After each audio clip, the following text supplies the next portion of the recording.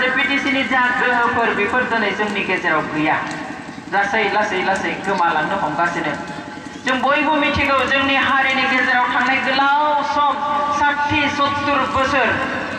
बर' रायजोआ खोलोब खोलोब खोलोब गुबुन गुबुन संगठन गुबुन गुबुन हान्जानि सिङाव थानानैहाय बेसेबांबा संग्राम खालामबाय बेसेबांबा आन्दोलन खालामबोबाय बेफोर गासैबो आन्दोलन संग्राम खालामनायनि आन्दोआव मोनसेल' थांखिमोन जे जोंखौ जिहेतु गुबुन गिदिर हान्जाफोरा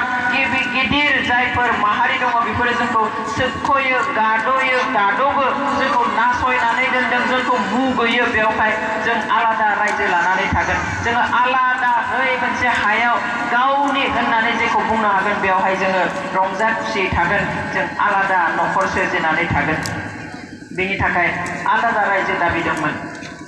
बिटिसिनिफ्राय लानानै आबसुनिफ्राय बिएलटिनिफ्राय भलन्टियार फर्सनिफ्राय लानानै दिनै एनडिएफबिसिम बर'नि मोनथायनि थाखाय बर'नि आलादा न'खरनि थाखाय बयबो सोमावसारदोंमोन मुङा आलादा आलादाब्लाबो नाथाय भारत सोरखारा जोंनो आलादा रायजो होआसै थेवबो बर' हारिनि नांसोमनाय बावसोमनाय बे 60-70 बोसोर गुबुन गुबुन हान्जाफ्रा नांथाबनायखाय मावथाबनायखाय दिनै 27 बोसोरनि गेजेरावनो बर'फोरनि गेजेरावहाय मोनथाम गोरोबथा जानानै थाङो